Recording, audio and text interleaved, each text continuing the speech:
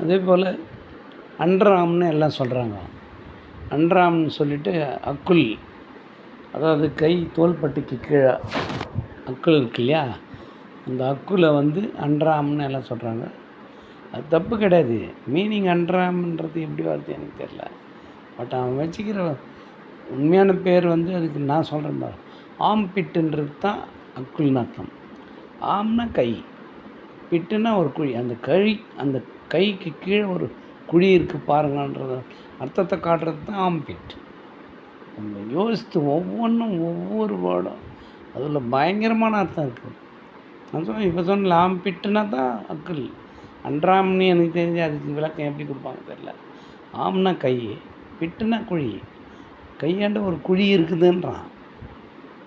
அந்த குழிக்கு பேர் தான் அக்குள். அது பேர் தான் ஆம்பிட். இங்கிலீஷ்காரனுடைய மூளையை ஒரு